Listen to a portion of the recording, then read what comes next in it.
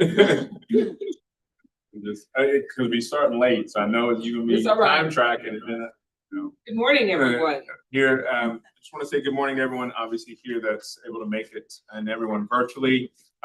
Again, my name is George Redmond. I am the chair of the Juvenile Convention Council. We are here December 18th for our board meeting as we get ready to end the year in 2025. I would say a lot to go over, but just some things to kind of touch up before we start the new year. Let's first just start with some introductions from the people that are here, and then we'll kind of move on to everyone that's here virtually. Let's start with myself. So again, George Redmond. I work for the Sheriff's Office as their attorney and also the chair of the Juvenile Convention Council. I'll move to the right.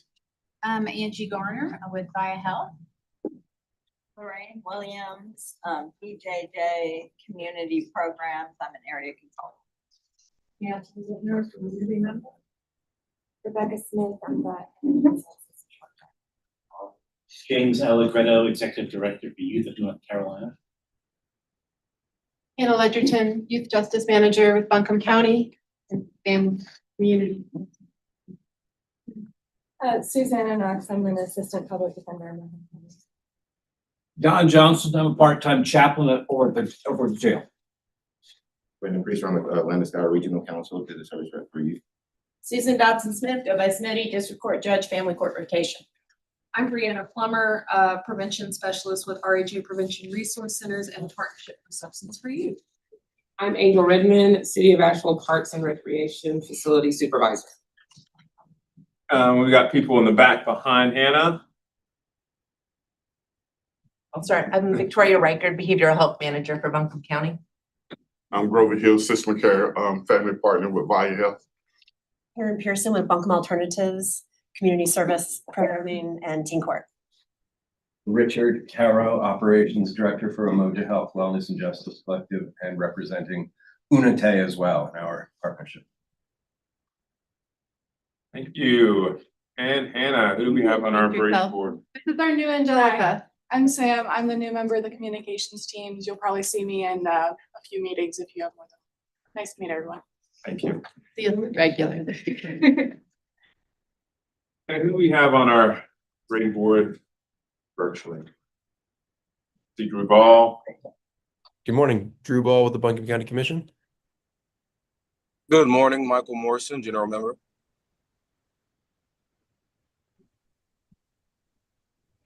Good morning, Dr. Noriel Armstrong, Access and Human Affairs Director for Buncombe County. Good morning, Natasha Abwaters with Children First Communities and Schools.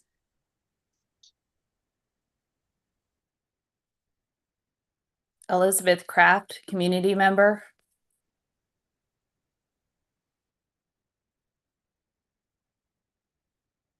Good morning. I'm Daisha Cheney. I'm an AmeriCorps Fellow for Buncombe County's Manager's Office and Senior Intern at Buncombe Alternatives.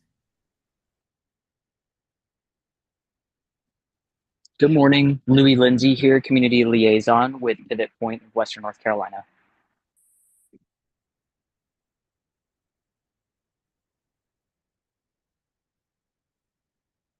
And Nicole, are you on? Looks like Nicole Stallings, maybe. Yes. Hi. I'm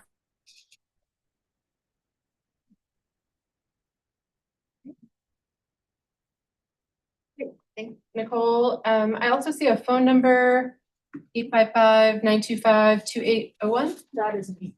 Oh, great. I think that's everyone for right now. Okay. Do we have enough? I will count.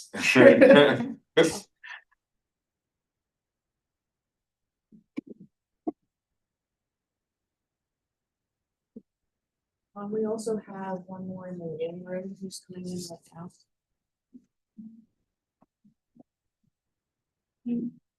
We have Kadaya, good morning. Good morning. Kadaya Ross is on as well. I think that means we have 17 members, if I counted correct. Is that what you're getting? So yes, we have a quorum. Yeah. Well, with that, let's hurry up and move since we have a quorum right now. Minutes were passed out as to our last meeting. Hopefully you've had a chance to review those minutes. Also, October, but not October, plus Oh, that's right, we didn't have a September, quorum. plus August. Say that again, Hannah. How many minutes are we reviewing? Well, during the October meeting, which is the full council meeting, we reviewed both the August regular council meeting as well as the September special council meeting minutes. So, but we did not have a quorum present in October, so we have 3 months of minutes or 3 minute meeting minutes to take action on. For that clarification, that is a lot of minutes if you haven't reviewed any of them up to this point. But since we did review the other ones, but just didn't have a quorum, if any of y'all need time to review the most recent minutes or have questions or concerns about the past minutes, we can do that now before we look to approve them. Is there any time needed from anyone here present to go over any of the minutes? Approve them each month or do we need to approve them each month or all together? We make them in motion. That's Lorraine, do you have a? So can I just say, like, if I'm not here, I usually abstain, and so I think that would be October, and that may be what you need to do month by month. That's a good reason. Any questions or any comments or concerns from anyone virtually about any of the 3 minutes that we will look to make a motion on?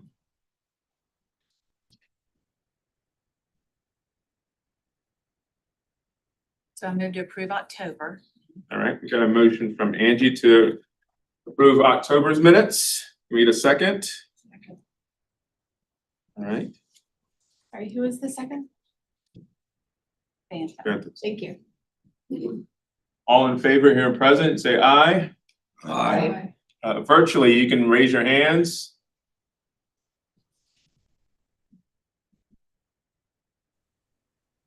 All right. October's minutes are approved. We need a motion for the special session. Is that right, in September? Mhm. So. Granted with the motion. Any second? Second with Brandon. All in favor present, say aye. Aye. Virtually, you can raise your hands.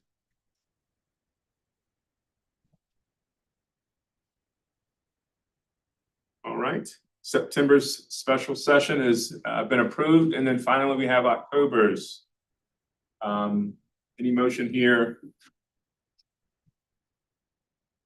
Or virtually, anyone wants to put up that motion? What was the first one you said? No, we did special sessions on September. So we did August first, we did September. August. We're going So backwards. moved I on guess. August. Yep. Thank you. Oh. You're welcome. Oh, did I do October You first? did. No. You wrote it. I did. Well, Alan, congratulations.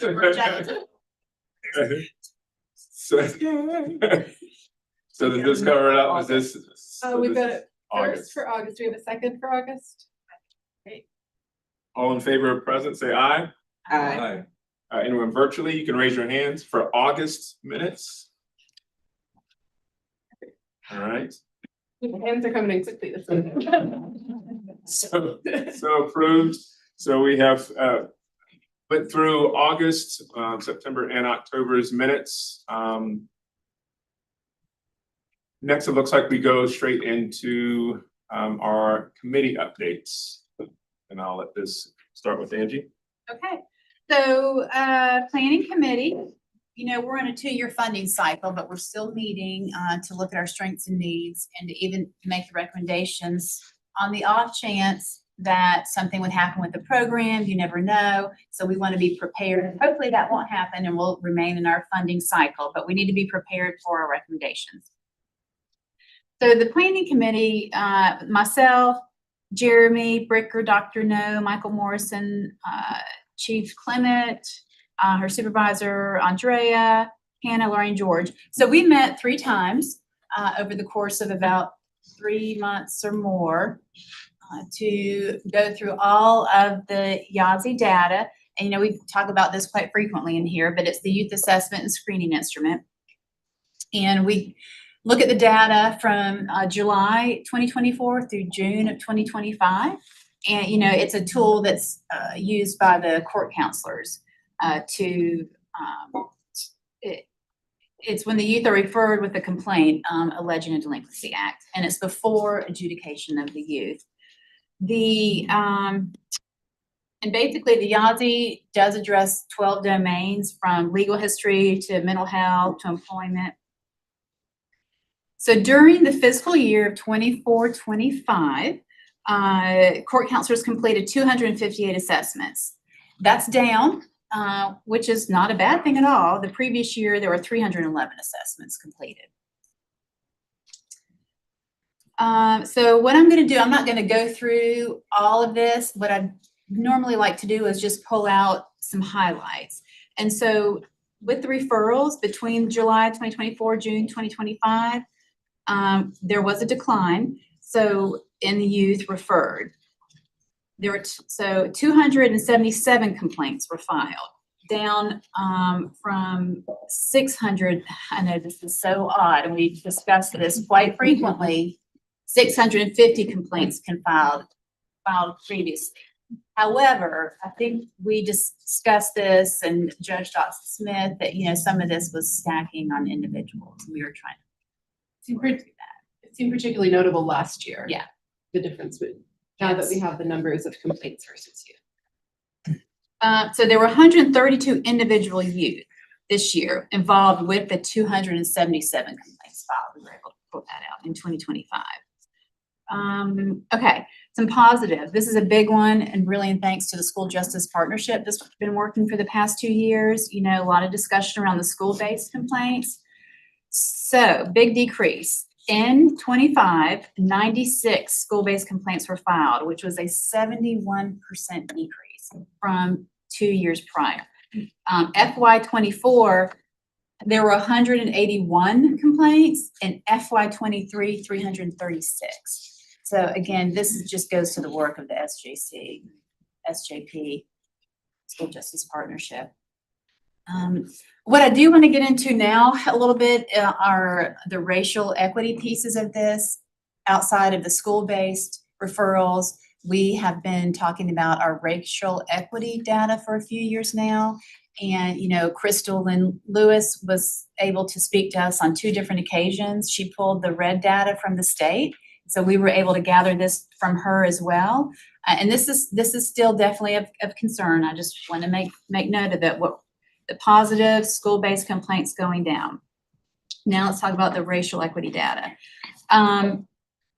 So 34% this year of the complaints filed, school-based complaints, 70 were individual youth, okay? So out of those, 36% were white youth, 44% were Black youth, 16% were Hispanic youth, and 4% were other races. Now, I think we need to put that in the context of what's the population in Buncombe County. So the most recent census that we have is 2023. And so our youth population from that is 33,000 kids, and we're looking at ages 6 through 17. White youth, 73%. Hispanic youth, 16%. Black youth, 9%. Asian youth, 2%. Native American, 0.33. So that really puts it into context with you with the referrals that we receive and the extreme racial equity data that we have, that we still need to work on, and we are still talking about that in this meeting, in our executive committee, and the planning committee. So we just want to make note of that as well, that this isn't something that we have put aside, and this is something that's very important to us that we still want to focus on. I'm not going to go into any more data around that. Okay, so a few other observations that we did see from this. We did see an increase in mental health. Now, a piece of that could be a positive, meaning more youth may be accessing mental health services and medication. So when we say increase, 38% this year versus 40% last year related to youth answering yes to having mental health problems, being diagnosed with a mental health disorder, and receiving treatment. So that we have a higher number, but however, they are receiving treatment as well. Another highlight is the increase in substance use. So the youth assessed this past year, where the question was used alcohol or drugs, was 40%. Also 40% statewide. But it was up from 34% last year. So for Buncombe, it was 34% last year. This year it was 40%. So that did increase. Another of note that we really had some discussion on with DJJ as well was the increase in aggression. So there's 3 or 4 questions on the YAZI and related to aggression. And this question was displayed a weapon. And so this is a fact, not basically a subjective question. So youth who displayed a weapon. Well, this was up quite high. This year it was 13%, which were 34 youth, versus 11% statewide. So this is an increase in number because the number last year in Buncombe of youth who displayed a weapon were 7% compared to this year 13%. So we're in the planning committee. What we're charged with is looking with what's our priority services for funding with what the YAZI is telling us and the data is telling us of what we need. And so we moved around the priority services a little bit, and I'll just again talk a side conversation after this that we're having. But the proposed funding sort of stays the same. What we did decide to do and was move up. So there's 8 priority fundings. The top 5, so the number 1 always is normally going to be restitution and community service because that's what juvenile services needs. Number 2, restorative services, which is restorative justice, teen court conflict resolution. 3, interpersonal and experiential skills. And so 4 and 5 are the ones that we decided to switch up this year with Chief Clement's approval. So this year we moved up substance use, misuse, individual group counseling services from 5 to 4, and we moved vocational skills from 4 to 5. And then the rest go down 6, 7, 8, 6 tutoring, 7 parent skill building, 8 runaway temporary shelter. So as you all know, the county a few years ago answered an RFP and hired a counselor to be able to administer assessments and individual counseling. And unfortunately, they just didn't receive the referrals they needed. She tried to get it in with the schools, look at doing maybe some group counseling with youth there. That didn't quite take off. So the RFP, we decided to move forward in another direction when it was time to send out the RFP again for other services. So out of that, Dr. No was very involved in this conversation with us as well, and the planning committee looking at what type of services can we utilize for kids that may be somewhat already in place for kids who need some type of substance use or mental health services. Because I think we can all agree on a lot of these kids, individual counseling really isn't what they are saying they want at this point. We see a lot of kids who are more comfortable in a group setting. That's how we've sort of moved. Kids are more comfortable talking on social media with others. They want to be in school talking with peers so they can relate. So I guess saying all that to say, we want to move forward with looking at how can we increase youth voices in school to be able to adapt and develop programming. So look at that youth, look at current programs, putting it out there, what will work for you with what we're seeing, what the need is. I'll stop talking right now. So that is a quick overview of what we've been doing from the planning committee. And just remember, our charge here with DJJ is we received this funding and it has a specific purpose tied to it. We'd love to be able to use that funding to look at preventative programs. And I mean, we all know that's what we need, but we do really have with the statute, with how this funding has to be utilized. However, that doesn't mean that we can't have the conversation as a council and a community in looking at what do we need to do to address these problems that youth are having with substance use, violence. We don't want to ignore our racial equity. Those are things that we don't want to ignore and put out there into the community to start to look at solutions.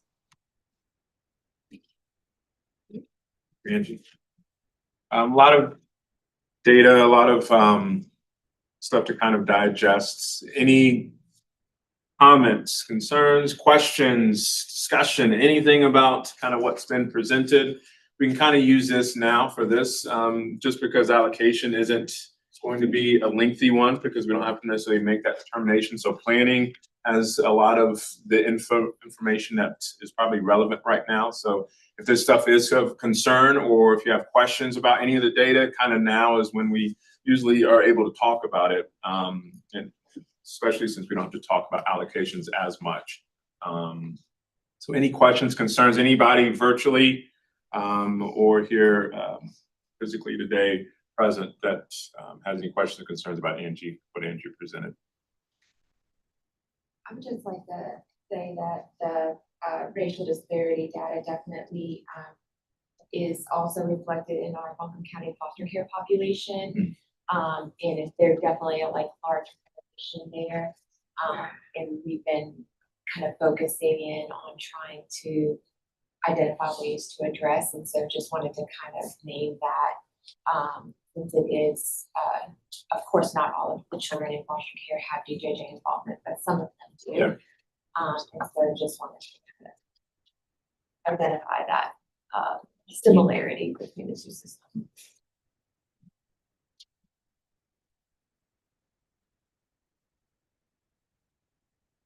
Yes. One aspect that what we do is try to have also the parents involved from this. We count with MEHIC, tobacco and vaping cessation, and we collaborate with the health department as well for Narcan. And we found out that the parents they don't feel equipped to have that kind of conversation with the youth. Go to school, bring good notes, but there's not that conversation at the deeper level to understanding what the kids are facing every time they go to school. It's not the same school that many of us went. I feel like having the parents also involved, knowing exactly what's going on, new drugs, everything, what are the signals, keep an eye on them, trying to keep with that communication is important. So we try to remind them about that. It's also for not just for the substance use disorder, also for mental health too. When they change those habits that they used to have, they used to love go and play soccer, now they don't do it. So they are the one that we need them on board with us too. A lot of parent involvement, parent education, it sounds like, to help bridge that conversation for substance use as well as mental health. Does the MEHIC program work with the youth as well as the parents? Yeah, usually we have two sessions. We have our youth groups and they come and present the risk of vaping, the new drugs. And for the parents, it's like about Narcan. And that was very interesting because the story we had, it was one of the moms that she said working in a factory is like, our coworker passed, didn't know what was going on. They just found out in the bathroom and he passed. They called the paramedics, he didn't make it. It says that you tell me if I would have Narcan with me, he might still be alive, more likely. So the sharing that kind of information to the parents and to the youth is very important too. And MEHIC, what they do, they have that is vaping and tobacco. And now they have two girls, and one of them is specific in opioids and the other one is vaping. So I can share that information as well. Yeah, I know Dr. No has her hand raised, and I just want to lift up one of the suggestions that she made was, since there have been some struggles in standalone substance use, mental health, or substance use treatment, education, programming, she was exploring the opportunity or lifting up the opportunity to bring substance use and mental health support into existing youth programs that are already, working with the young people, having the engagement on an ongoing basis. So. And we also bring them to schools settings too. Dr. No, you have your hand raised? Thanks, Hannah. I would love to get more information. So we at Buncombe County have a connections and healing coordinator. Nafisa Harrison, she's in my department. And she hosted a youth event last October, or not last October, Lord, we're still in 2025, October 25th. And at the Wesley Grant Center. And community paramedics were on the program to come and do Narcan training. So I would love to connect with you and get some more information to see how maybe we can combine our efforts, because we are seeing the same thing from her community tabling events, from her community events, wanting to reach the youth more, but also reach the parents. So I would love the opportunity to kind of maybe support this, collaborate with, and or grow it for the purpose of just general, but also for this council. So thank you.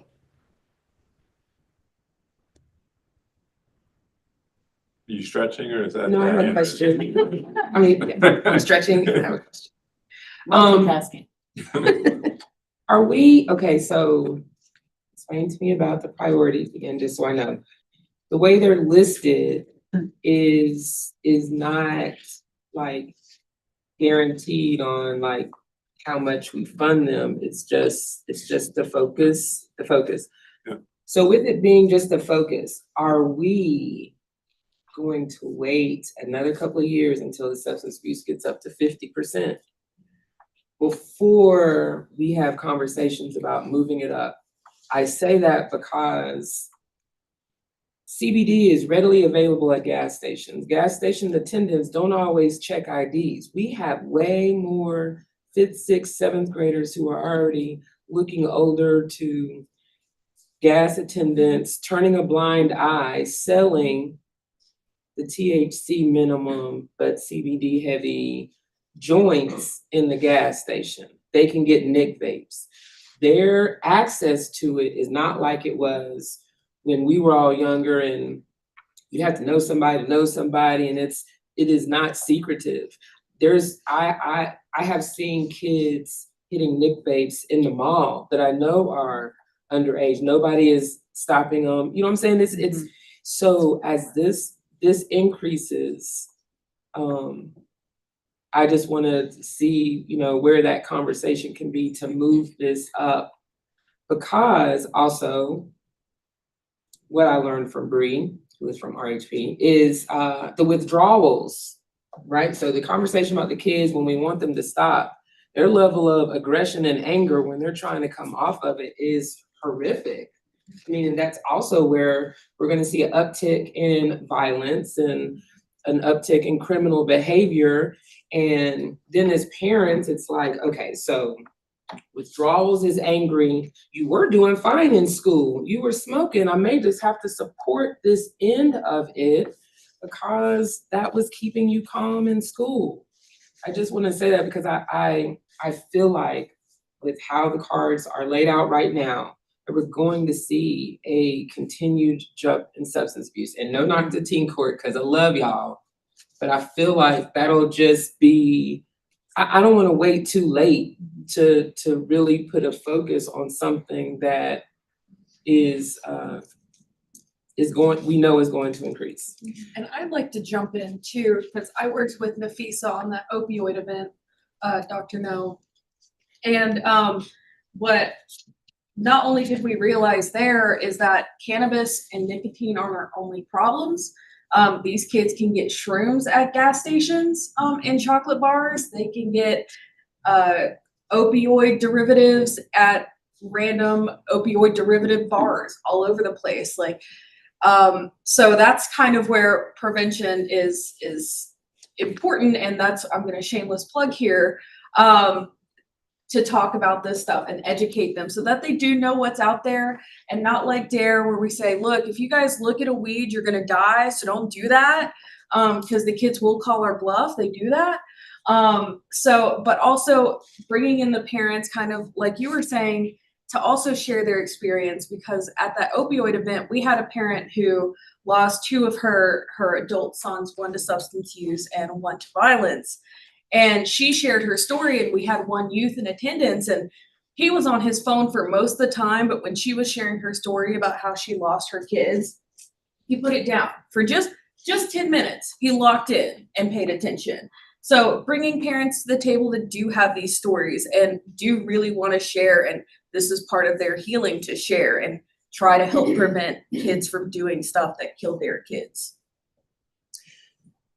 And I would just piggyback on that and say that it's so tied up with mental health issues, right? So those really are going hand in hand. Because, you know, if there's not some kind of underlying depression, anxiety, overwhelm, trauma, whatever, they're probably not gonna be doing that experience. So, thank you, few pieces on that. So one, and we can look at moving up or down, you know, as well, here, what we want to see in the priorities. And of course, remembering that we still are on our funding cycle, so we don't have the money yet, right, for it to put out an RFP. And if we wanted to, we have to wait till the end of our next funding cycle. However, that doesn't mean that we can look at moving priorities around still. And again, this conversation is about talking about what is needed and not ignoring the what we have at hand here. That, like you said, a year from now at this table, we're going to be looking at higher numbers. I would definitely agree with that. So what's in our power, I guess, at this point, Hannah? The things I'll remind folks about the list itself is if we did have money, like if it came available, and we were putting out an RFP, if a priority is on the list, that means organizations can apply for the funding. If a priority is not on the list, an organization can't submit an application for something else that's not listed.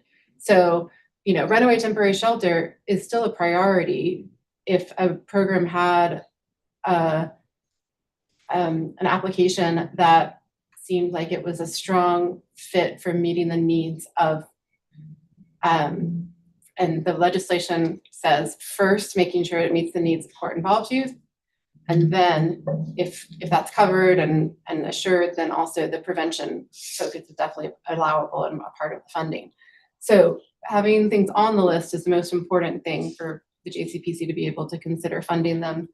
And the ranking is something that comes up multiple times, particularly in depth with the planning committee, and then also again with the allocations process when we have those funding.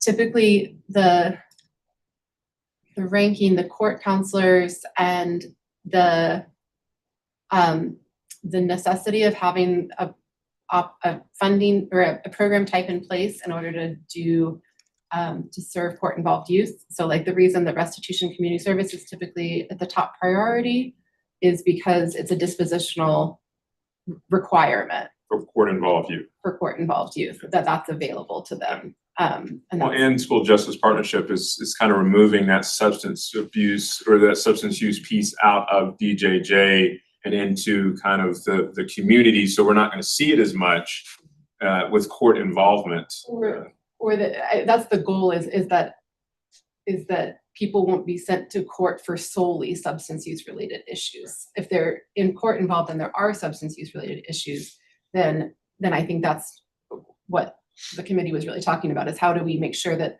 substance use treatment is available for court-involved youth.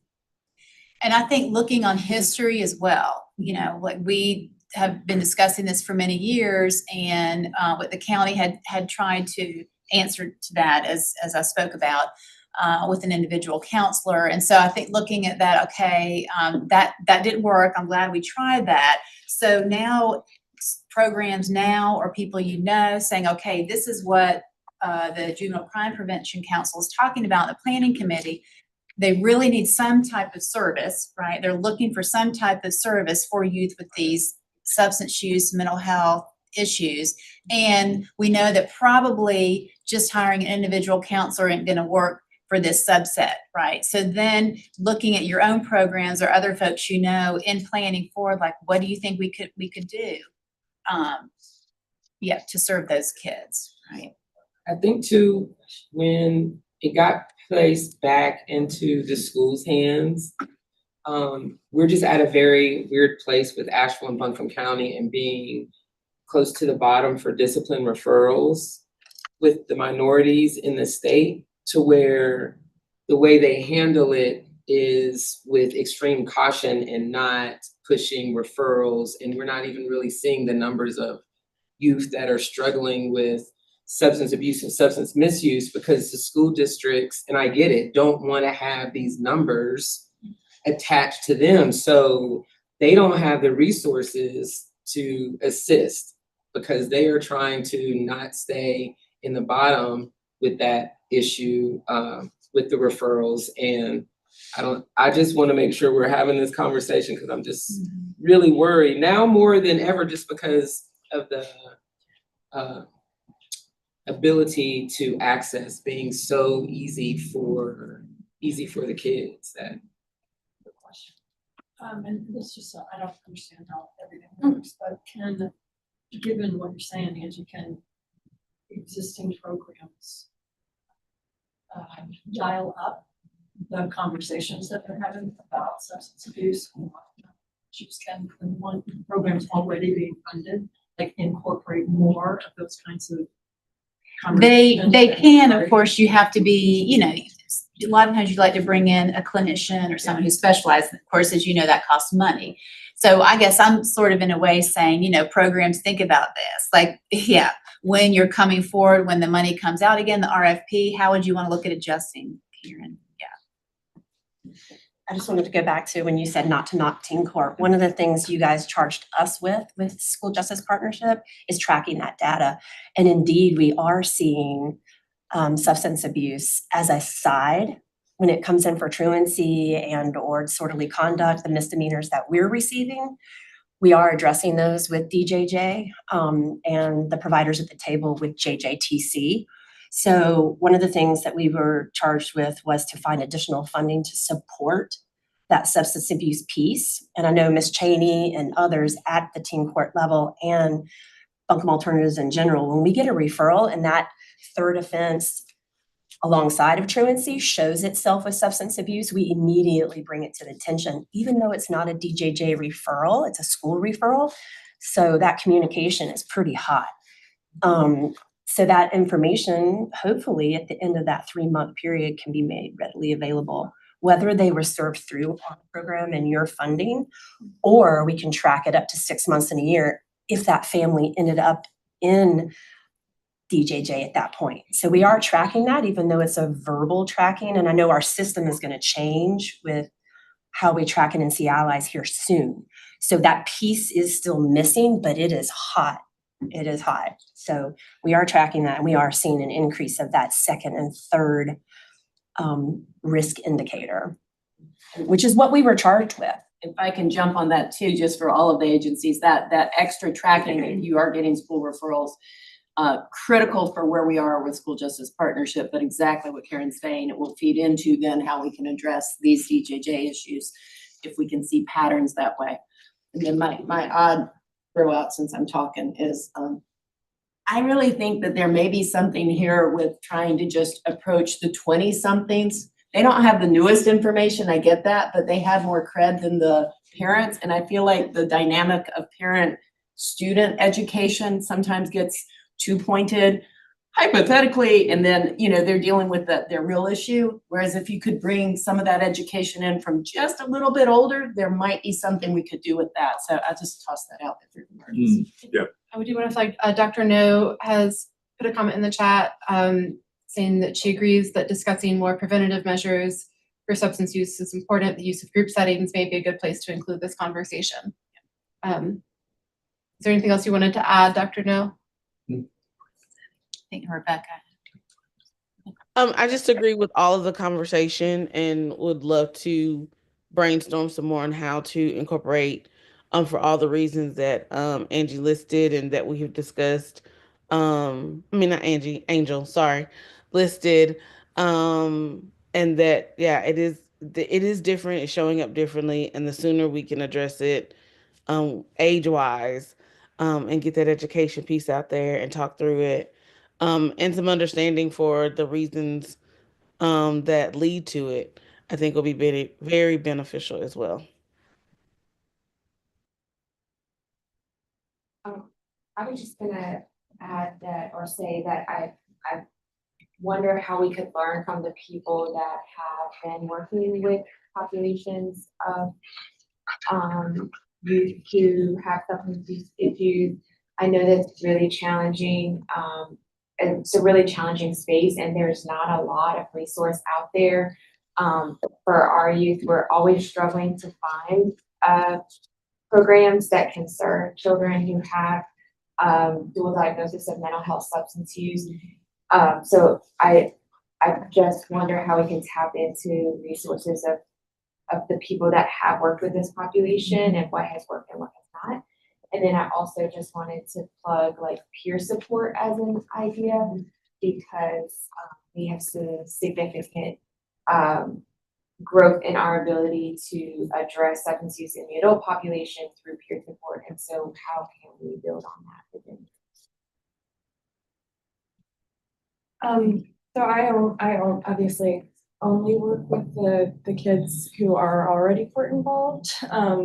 And so my kind of what I would see as priorities for funding are not based on the data. It's not based on the low hanging fruit. It's just kind of based on my experience with the kids who are the highest risk, because they're already kind of have fallen through a lot of cracks, unfortunately. And just to echo what you just said, I think one thing that I have noticed is that a lot of the kids who do have a dual diagnosis maybe are more likely to be the kids who are staying in custody longer because of a combination of factors, partially because they may be waiting for residential placements, and those are really hard to find for kids with dual diagnosis, especially if they have a history of running away, which is also really common. And then also because they tend to not have families who are equipped to participate in services that are for kids and families in the home. For, you know, usually they have, if they have involved parents at all, they're struggling with their own issues and can't really directly participate, or maybe they just, you know, they are very involved, but they don't have the resources to you know, really provide a safe environment for a kid who is very sick, essentially, you know, who has very serious problems. So that's just, you know, just to say, at the very kind of end of the line with a lot of these kids, and to anything that could provide early interventions to prevent kids from getting to that point would be really important, but also to not forget about the kids who already have reached that point. And that may be a bigger kind of state rather than local conversation, because there is just a lack of residential facilities to accommodate these kids. But that's what I see as just anecdotally from my experience working with the kids who seem to be the most difficult to obtain services for, and need them the most. Now, I worked with families who have had kids who are in elementary school getting suspended, put on modified days for bringing in vapes, selling vapes at school, vaping themselves in the classroom. They bold enough to just vape in the classroom because they know they will get them. And they just going home.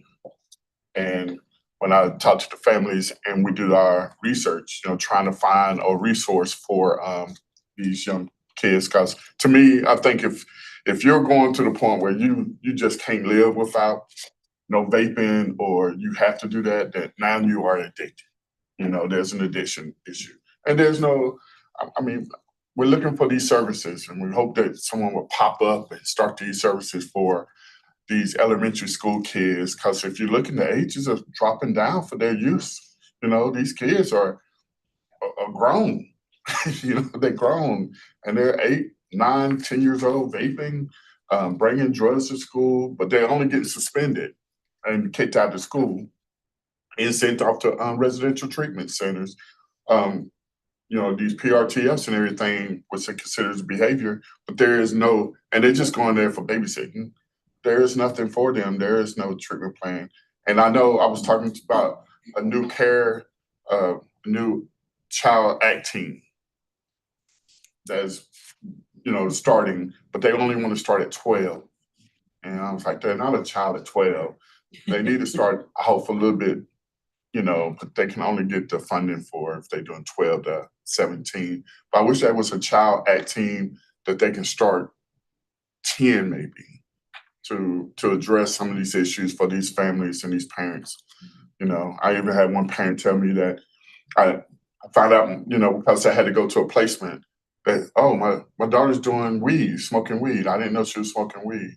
But I wish I would have known, because I don't want her getting weed outside in the streets where she can get some bad stuff. She can smoke weed at my house. And I'm like, I didn't hear that. And we're all hearing that at that level, and it is an open conversation with Asheville City Schools and Buncombe County Schools at the table weekly, but they're not being charged. And so when we hear it face to face with the family, that's when we address it. But again, it's going back to the community and what we're hearing, not what's being taken out at the elementary level. And I know Shannon and Martin had an open discussion. I said, have we seen any elementary situation like this? And she said, no, there's not enough data yet. People aren't taking out charges. So it's all hearsay, and we're seeing it and feeling it in the community. So how, we can only address it. Well, I wanna say, data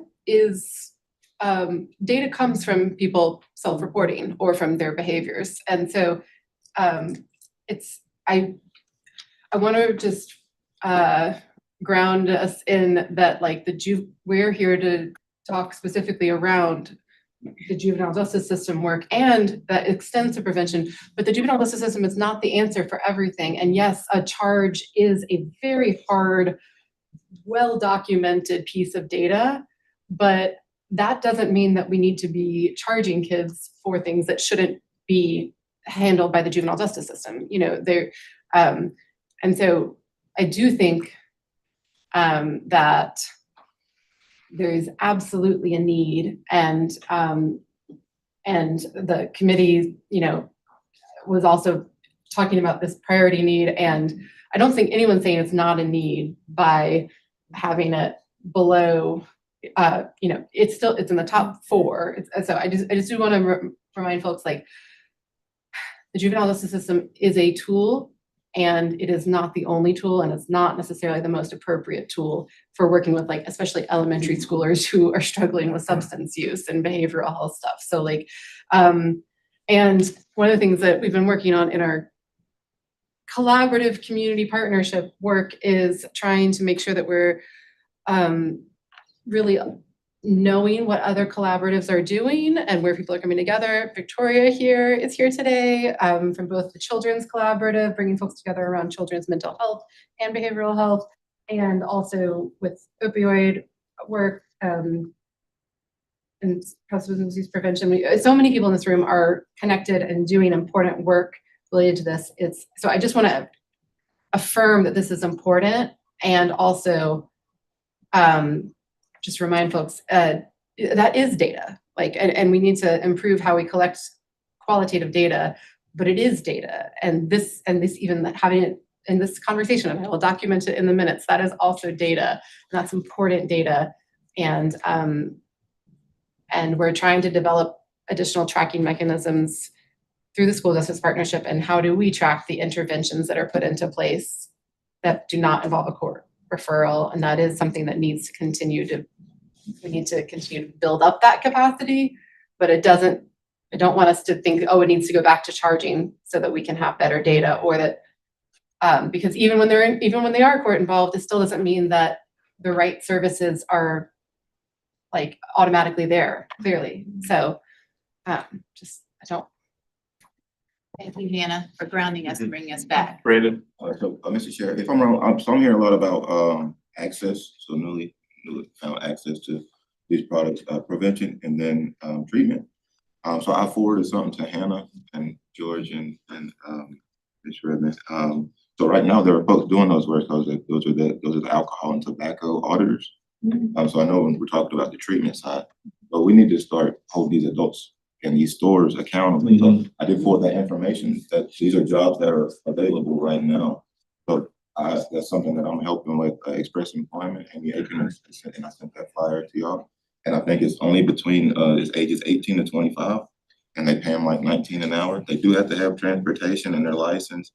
They do get reimbursed for driving, but they send them into these stores and they try to get them to sell it.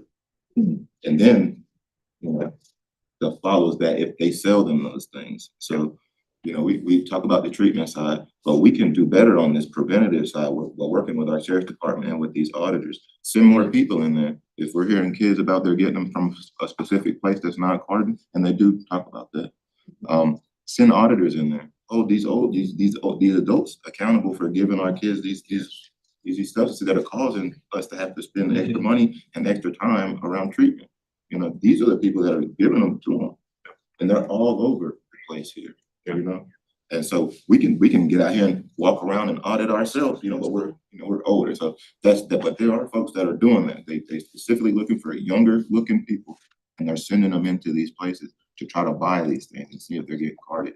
So I sent that information to you. I don't know how we can work with those folks that are always, because I'm assuming they're generating those numbers, and they have a list somewhere of these places who are selling those things. So even if we need to, give them more law enforcement support behind that, I don't know what that looks like, when they're violating the law by selling those to underage folks. I don't know what that, how that, leans on their business and whether their business license could be affected by that. But just on that side, I forwarded that out. So if you want to forward that out to the rest of everyone else, if you know folks, young people with cars, and I send it out to our colleges in the area, because they do this all over Western North Carolina. But that's the thing, that they got to have that transportation. That's tough, and they have to be between 18 and 25, so they want them to, they want to see if they're going to card it, and they want them to look younger. So when they come back and say, well, this person doesn't look 30, this person doesn't look 40, that they're able to hold those people accountable. So on the preventative side, and on that part where we talked about the access being higher, we need to, push, our law enforcement and those auditors to be more present in those spaces to watch. The same way ALE is at our ABC stores in the parking lot. Yeah. Watching to see, Yeah, I was gonna say the same thing. Obviously, it's got to get up to the legislature where ALE needs to be more SLE, like substance abuse in general, not just alcohol. The way they deem alcohol as abusive in nature and selling to underage, they have to have that same concern. I'll speak with the sheriff, I'll speak with ALE to figure out how we can approach on a preventative side, targeting out some of these stores here locally within the county, because that's one way of preventing. You can treat and educate the parents, you can educate the kids, but if that's only half the work.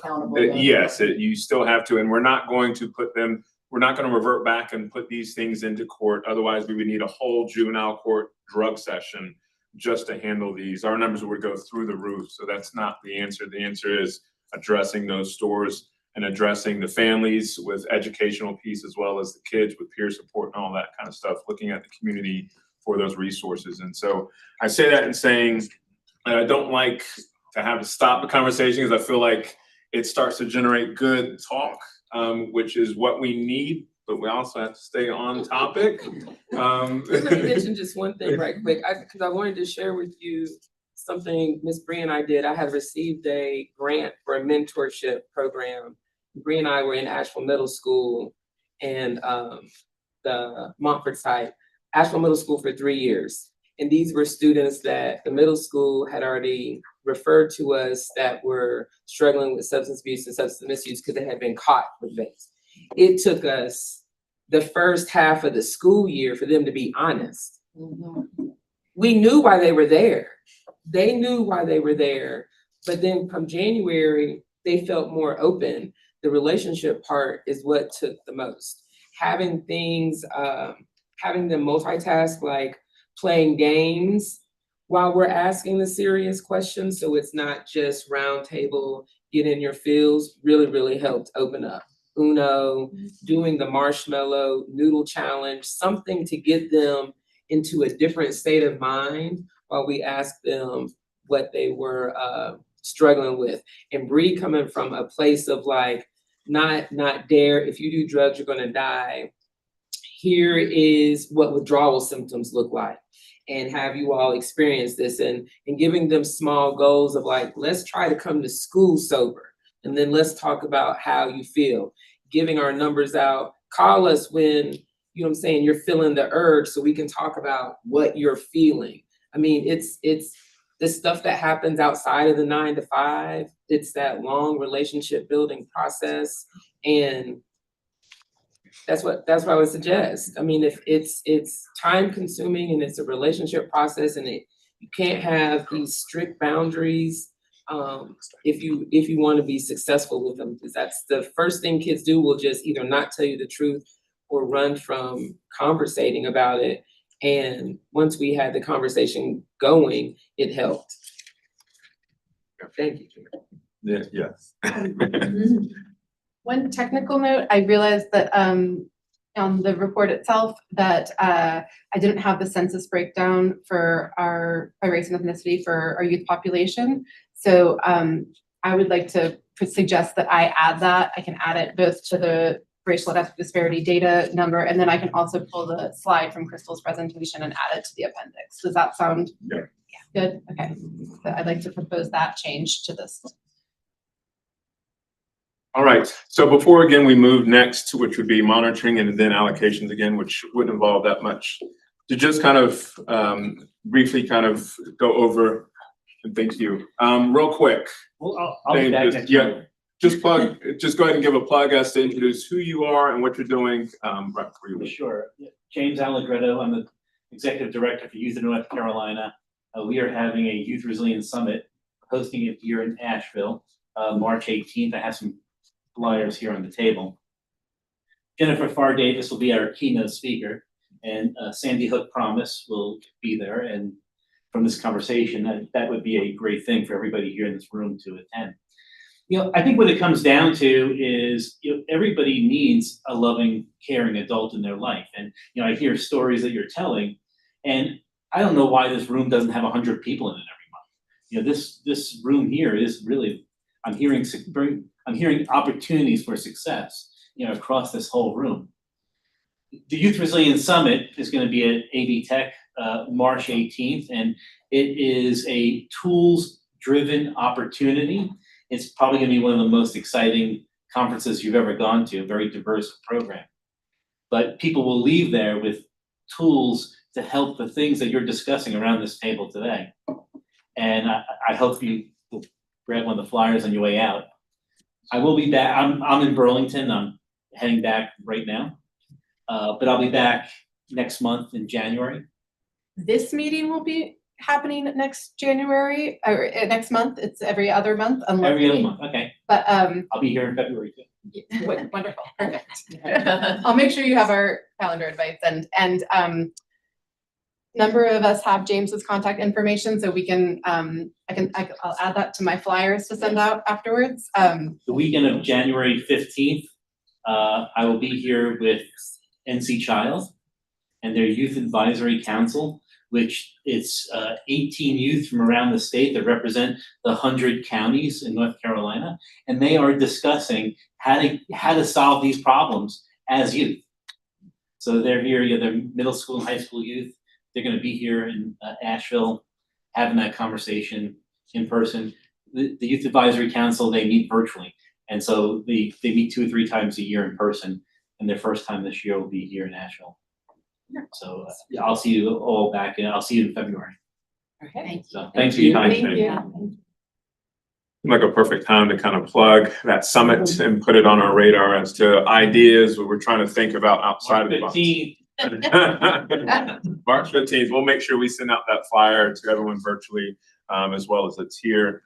Just to kind of sum up, again, good points from what Angie presented. We're down in complaints, we're down in referrals, we're down in all those kind of things. There's always things to work on. And part of that is the racial equity piece. Part of that is substance abuse. We all know it. We need to look at that as being a primary focus as we move into 2026. But we'll track that data, and we'll continue to help plan and help monitor in the next year as we look towards allocations coming up in the following year. But again, if you have any more questions or concerns, we can fill those outside of this meeting, and try to get the responses needed so we can move forward. I just didn't want to take up too much more time of our board meeting. So next we move on to, One moment, I think that Yes. Lorraine did recommend that we take a vote.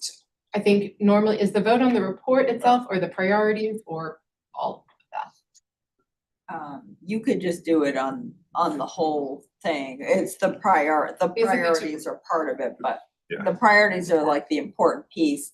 Because that way, you all don't have an RFP coming up this year because you decided to allocate for 2 years. So programs are funded for the same amount for this coming year. But you could go ahead and vote on the priorities because, from past experience, sadly, that there are sometimes certain programs have closed or things have happened unexpectedly. So that way it just saves you a step if hopefully nothing would ever happen. That's not the wish, but that way you've got it in place. If something were to happen, it just saves you all a lot of time and energy. Thank you, Lorraine. Getting that vote later. So we need a motion for the risk and needs strengths and reports. It includes, right, the priorities that were brought together by Angie. So moved. All right. We got Don as the motion. We got second as Angel. All in favor, say aye. Who's present? Aye. Anyone virtually, make sure you raise your hand if you approve. Coming in. All right. So passed. All right, so next we have monitoring, Banta. So the monitoring committee is about to emerge from hibernation for 2 months of business season. And we have an orientation meeting with Lorraine early in January. Then we'll go out in teams of 2 or maybe 3 to visit the JCPC funded programs to ensure they're meeting their goals and see what support we can offer. Commit, do I need to, what the committee identify? Do you have people already identified for the monitoring?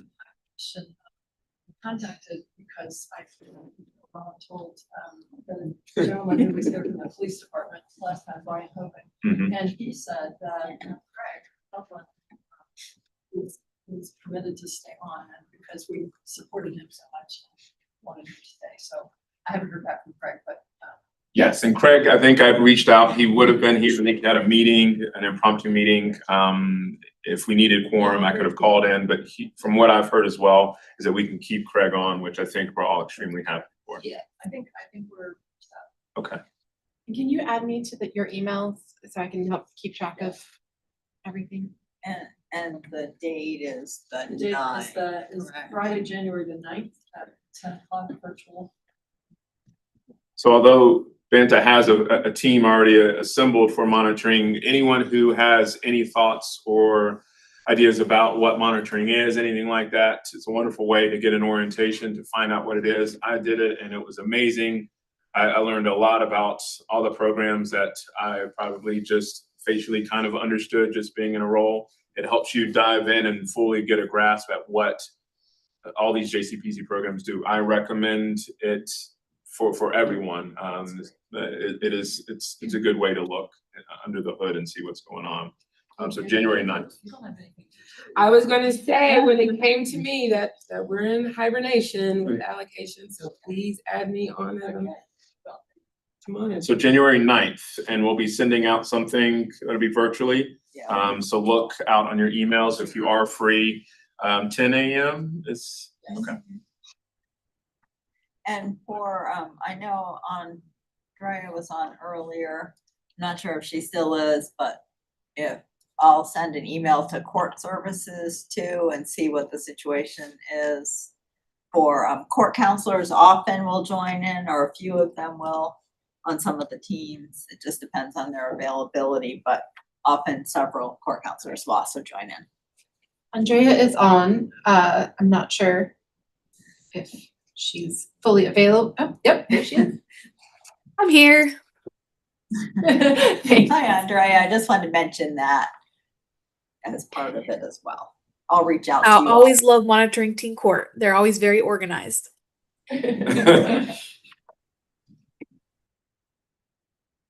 All right, so that's monitoring. Next we have allocations. There's really nothing to report because we are on a 2-year cycle. So that means if you were part of the allocations committee, that we should all be supporting Banta with monitoring. That's my little plug, friends of the allocations committee. And is it okay? Obviously, it's usually 2 that go to monitoring. Is it? 2 or 3. Okay, I didn't know if it would be over cumbersome if we added more, since allocations isn't meeting, if that's something I don't want to have. I don't know if it'd be inappropriate to have 10 or so people, but obviously the more, it seems like the merrier with programs and looking in, but I don't want to overstep. Is that okay, Lorraine, if we had? Sure, yeah, Okay. that'd be fine. Yeah, you can have. Okay. I'm sure they'd be glad. You know, most of the programs, they work hard all year long, and so they're really glad to share what they're doing. So I think most of them would say the more the merrier, you know, as space permits. All right. Well, that's allocations. Next on our agenda as we move through, because I know everyone's time is precious and valuable, so I want to make sure we get out of here on time if possible. The next on our agenda is a new application review and action. We do have a quorum, so we do have a youth member under the age of 21 application pending, as well as the district attorney designee application pending as well. I believe these were mentioned at one of the previous 3 sessions we had prior to. October was when these were first sent out and reviewed by the group that was there. That was almost a quorum. But yes, so we have David Denninger has left the DA's office. So Katie Curtis has been identified as the district attorney designee. She is primarily in adult court work, but it sounds like she has been doing a lot of the work with youth tried as adults. So. Yes, and violence, I believe. She's been designated from the current elected Todd Williams as the representative for the JCPC. I know she has a hand in coming to some of those meetings, dealing with youth and violence. And so.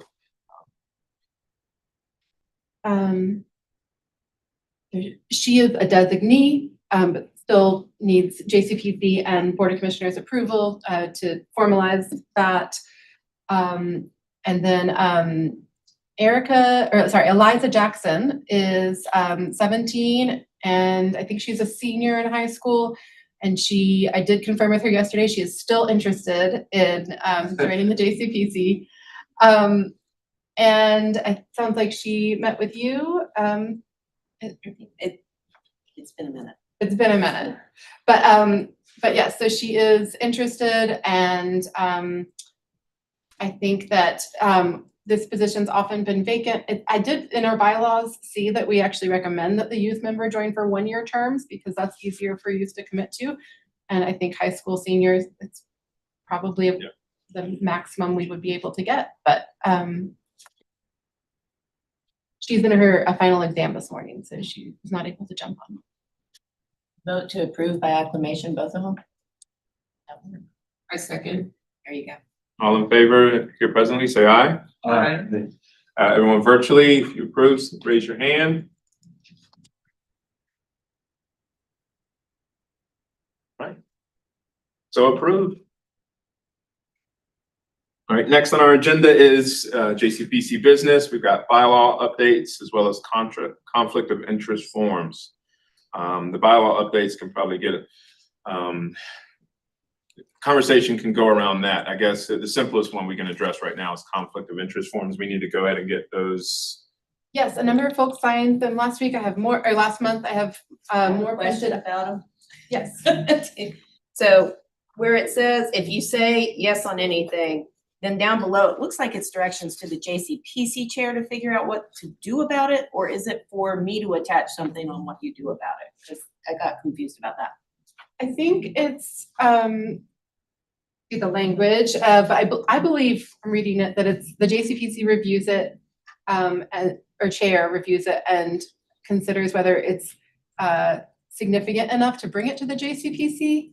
And as a, like a concern for being on the JCPC. I think otherwise it's something that, like, for instance, Deja, our JCPC member who is an intern with Buncombe Alternatives, when she joined, was kind of stated that the understanding that, you know, she would name it on her conflict of interest form and would abstain from voting on any matter. Does she write in the would abstain, or is it the chair's duty to write in how that response is? I think that's what I'm I trying think to. it's in there that, or it's in our bylaws that someone with a conflict of interest. I think it's probably in the bylaws, like, I think on the form, you're stating what it is, Right. and Right. then the JCPC, like, usually allocations is when it will come up. Right. But it could come up on other folks as well. So I need to look at the bylaws myself to know who's supposed to fill the bottom of it out based on the instructions as the. Oh, no, you'll fill it out, but I'm just saying, and then it will go to the chair and Hannah will have them. Are you Sorry, asking I know I'm about having a moment. at the bottom. You know, at the very bottom, it says JCPC, yep. count? chair is yes. If it yes, check to either of those, then a response must be attached. And I'm trying to and then it looks like the JC chairperson's name and date. So is the response for the person to put in or for the JCPC chair to? What do you want? I mean, that's what I know, is the chair? So I was really different. Yeah, Chair, maybe you can do. Yeah, I input for think- me. I think if you wanna state, Yeah. if the JCPC member states what the potential conflict is, and then the chair can decide.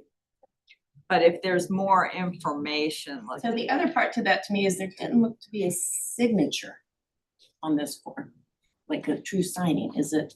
This, There should be a spot at the bottom for you to sign it and for the It says your JCPC. name and date. This is a member. In the county, but it doesn't say that you sign it, so I'm sorry, that's the judge talking off. What says Jason? The form that the North Carolina Department of Public Safety, Division of Juvenile Justice and Delinquency Prevention. We should be signing that as well, I think not so. printing our name. I will pass this along. An The official form. signature line. Yeah, I'll pass it along to our They can know. policy committee too. And should we just be getting these to? Yeah, I would go ahead and sign it and maybe. yes, sign yes, it. if you can Okay, just go ahead. fill them out, and you can hand them to Hannah or just kind of leave them here and we'll gather them up, address what needs to be. I will, if you give them to me, I'll be taking them and I'll make sure George signs them. But the response here for the JCPC chair, if it's checked, that would be a response, but from the JCPC chair on behalf of the JCPC of how that's gonna be handled. Right, that's what I thought, yes. So we're gonna request in to question. put signature on that form, Yeah. as well as any potential conflicts will be addressed through JCPC, and of course, I will sign off on any sort of responses from this council as to how we can make sure that that doesn't conflict with our duties and responsibilities here. This is a great opportunity to segue into our bylaws where you can get more into the details of all the conflict of interest. Terms and expectations. I will send this out, we mostly wanted to flag for your awareness that the executive committee is reviewing the bylaws and will have as stated in the bylaws, we'll need to present the recommended changes in the bylaws at one meeting and give folks time to review and digest those, and then a meeting after that will be a vote on them. So I will send out the existing bylaws. You will see some of the details and they're very out of date. So if you have particular interest in reviewing bylaws, please feel free to do that and send me and George your comments, and the executive committee will try to put together a proposal that will be presented for the We February. don't have any proposed draft on it, change it. Not yet, that we're expecting that for the February meeting, so if you have. Yeah, send it to me. A good Christmas read.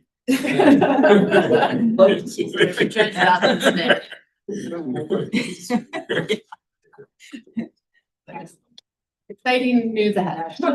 Yes. Well, we already know the members, the list of the membership. that I got updated several years ago. It's been since 21, I think, when House Bill 593, that's where that one came from, Hannah, is, was updated. So the list that's in your, the JCPC members by statute has changed some. All right. As we move on to the next thing on our agenda would be a DJ Day update. Andrea, is that you?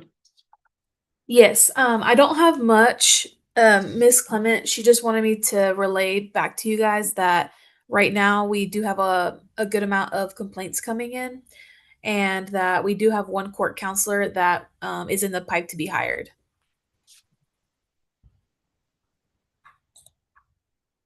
And that is all. All right. I think the complaints coming in is probably as relevant as many of the charges that are kind of coming in. It's holiday season. There's things Is the season. tick up right now. So it's needless to say, it's happening in adults as well as in juvenile. So not as concerning, but something that we need to keep our eye on as we move past this year.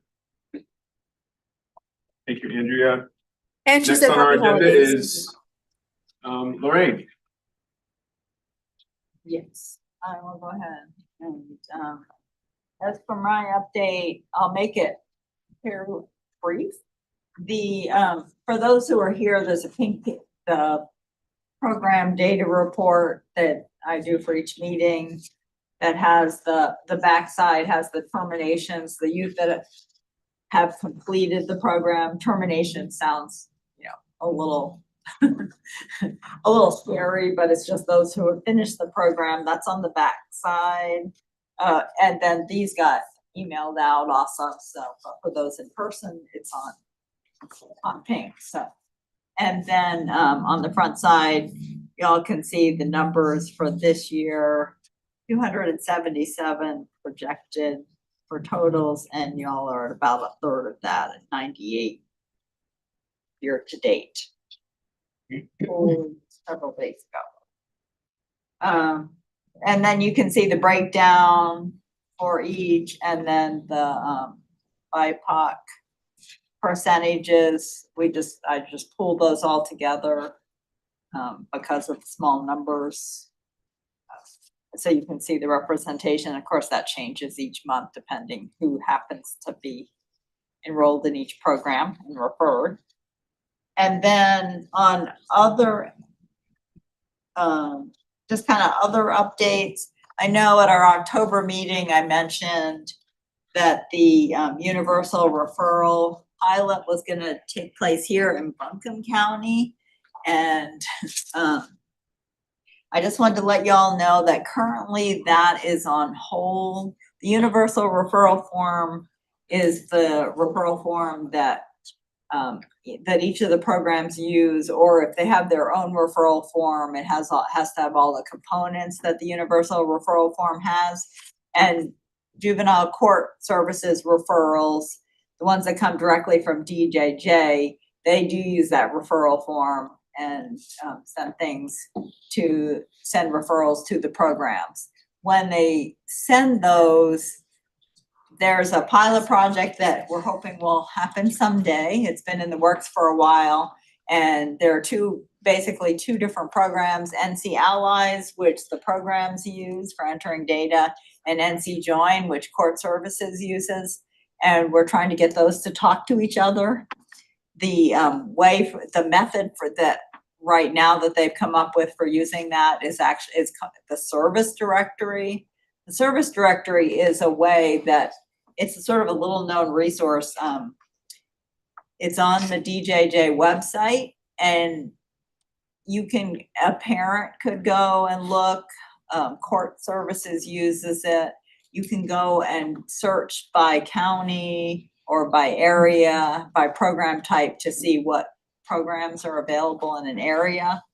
And so programs, when you get those reminders every 6 months to update the service directory and make sure that all your information in there is correct, two things about that. Please make sure that the correct people are on your email so you can access those emails and update them.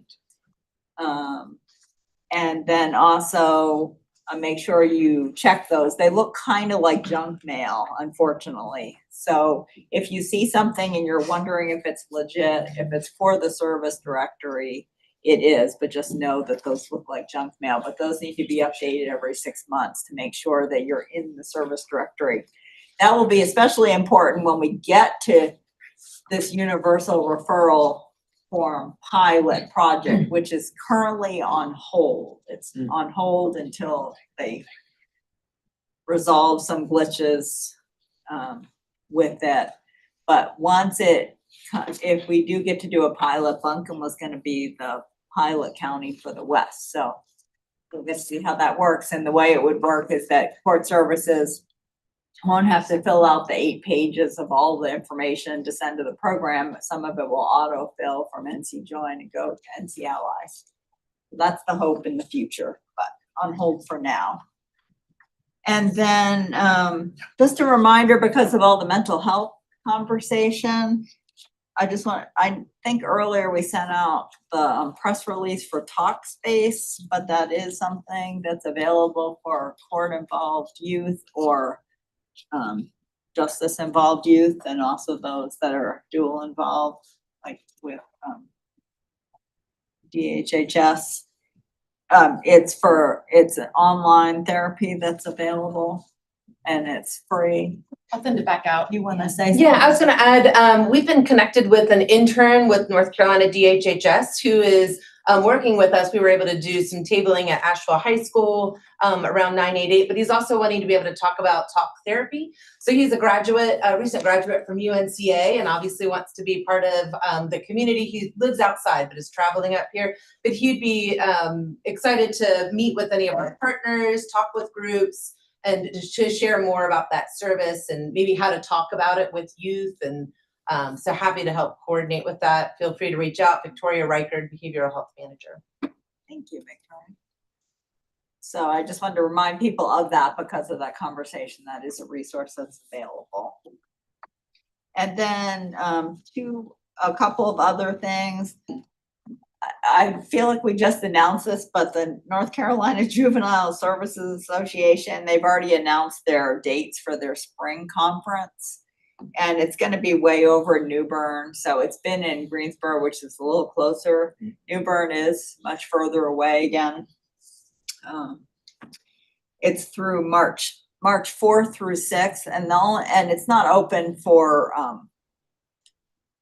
signing up yet. The registration isn't available, but I do have a link that you can go to. They're looking for potential proposals. So if anyone is interested in presenting, they've got a list of different potential topics they're looking for. So if anyone's interested in going to that and being a presenter, you get like a night. They pay for a night at the hotel for the presenter. I know it's still a long ways away, but lots of good work happening in Buncombe County. So consider looking at that, and I'll send it's a QR code on an email. So I'll send that out.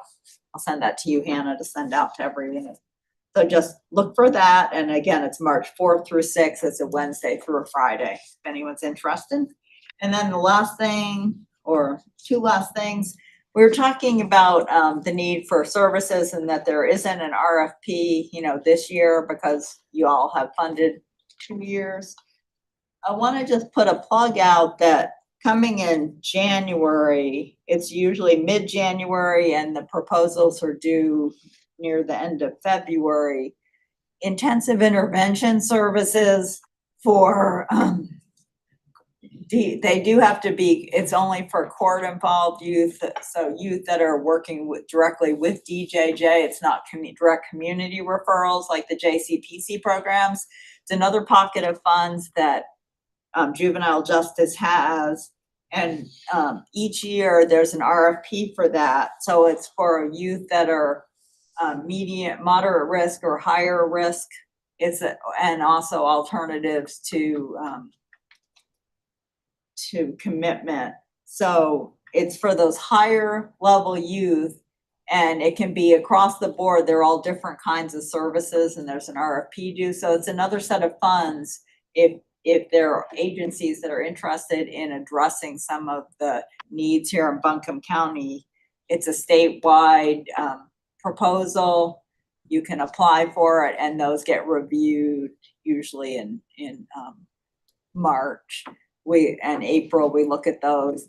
You do have to get a letter though from your local JCPC saying that they support your proposal. So, and I think that has to be in like by the end of February 27th is what they're thinking will be the deadline, but I'll announce it again in February as we get closer and I'll send something out. But just to have that on your radar, if there are needs of higher risk youth here in Buncombe County that we want to address. There are very few of those programs funded here in the West. And so I want to make sure you all know that that's another resource. Thank you, Lauren.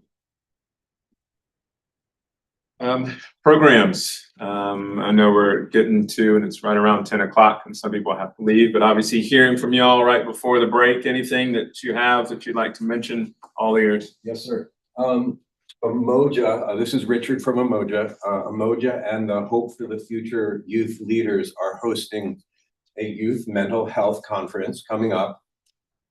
It's Tuesday, December 30th at the YMI from noon until 10 p.m. So it's all day long. The Hope for the Future Youth Leaders are putting together a great conference. It is youth-led, along with Mr. Hayes, and we'd love to have as many youth from the programs there as possible. We know that a lot of adults are on break during that time, but the youth they're on break too, but they're available. So we're expecting to have a lot of the youth in the room and contributing to that conversation on that day. And then there's obviously food and entertainment later in the year. I shared a flyer for that with Hannah. On my list to send out. It's on the list to send out, so you'll have that to share and you'll have the information. Okay. Thank you. I just have a question. I'm just looking at the numbers served so far this year between both groups, and I'm seeing 12. Is that you only have 12 kids between Umoja and Unete? Yeah, we are in the transition. We had a previous youth coordinator who decided to step down. So we have Jaime, who's a brand new facilitator. And he's outreaching and going back to those cases that we had before moving forward. And it has been having conversation with sheriff in different schools to understand that part of what you're mentioning about the referrals. And one thing that he mentioned is like they want to make the referral of a student who is autism and is not the right fit for that. It might be a refer to a different kind of service. But yeah, he set it up right now before moving forward, but we're taking the steps to continue growing with that. We have received a couple new referrals that we're accepting, and we need to terminate some of the successful youth that we've been working with.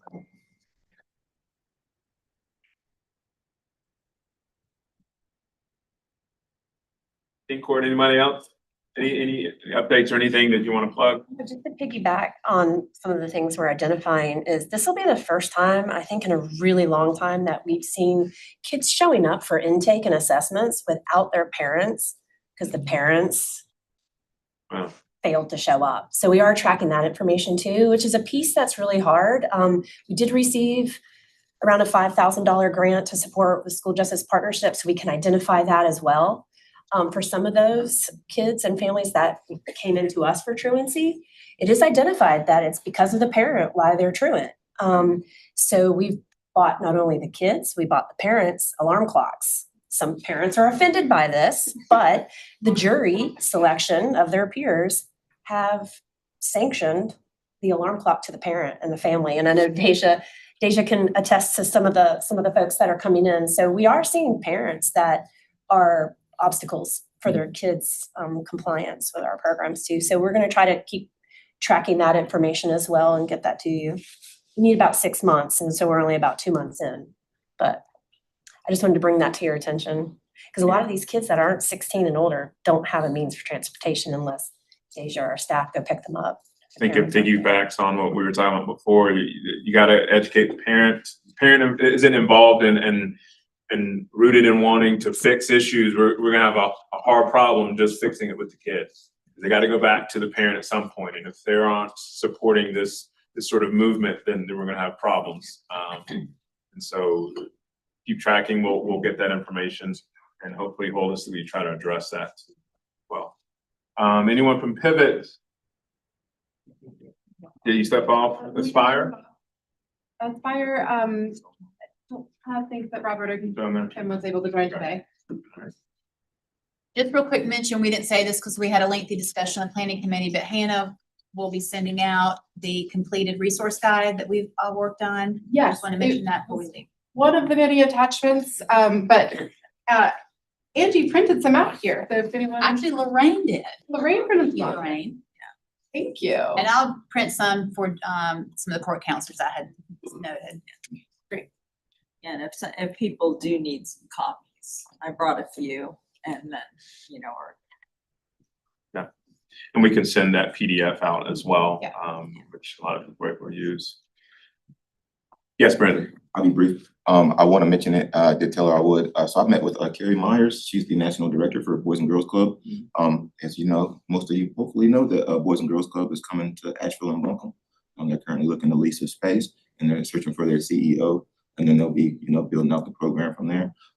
So 2 of my other counties in my service area have Boys and Girls Clubs, and they have just made an outstanding, impact in the community. Yeah. So we're super excited to have Boys and Girls Clubs of America coming in and not tied to other organizations. And that's been, from my conversation, whether that's, why they're doing what they're doing. So we're super excited about that. And they plan to have their programs going by the summer. So Nice. Yeah. Good. Just keep us updated on how we can assist or help or anything of that nature. Have her here to introduce whatever it may be as we. Yeah, I'll send her an invite to our next one. She would have sent her an invite to this one. So she could, sort out the process and what they're going to do right now. I think they're in the interviewing stage for the chief executive officer. So. Super quickly, in addition to the statewide Youth Resiliency Conference or Summit, March 18th, the following week, 6 days later, the United for Youth local youth summit is going to be happening. So I will send both of that information out. It's not one and the same. The James, with your earlier promise, he did not pick the date. But we are going to try to, make sure that folks are really aware of how to come support both of those and really want to lift up our local youth and local partners who are planning and coming together for the United for Youth Summit as well. Also at AB Tech. So you can treat it like a 2-day conference just with a break in between. And I think United for Youth is free. James did say that the $40 cost for the statewide one, that they do have scholarships available. And I did just want to note, we have some new data that's on the last page of the risk needs report around detention admissions. And we got it right before this meeting essentially, and have not had time to really dig into it. The committee hasn't reviewed it as a whole.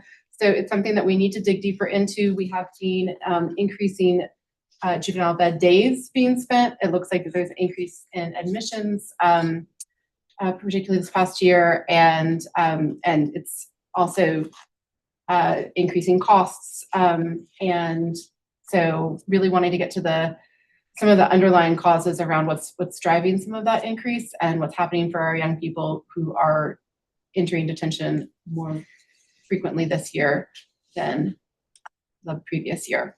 So future conversation to dig deeper into. Thank you, Ann.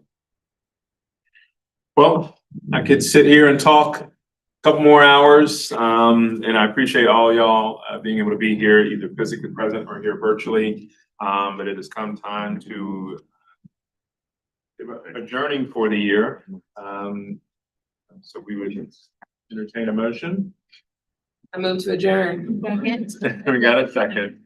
I hope everyone has a wonderful holiday. Again, keep us plugged in. Although some of us may not be working, we'll probably still have computers or access to emails and things like that, so we could still be kept up to date with things that are happening that we could attend, because again, some of us may not be having to work as much during those times, so we can attend those types of things. So make sure that y'all reach out on things that are happening within our community.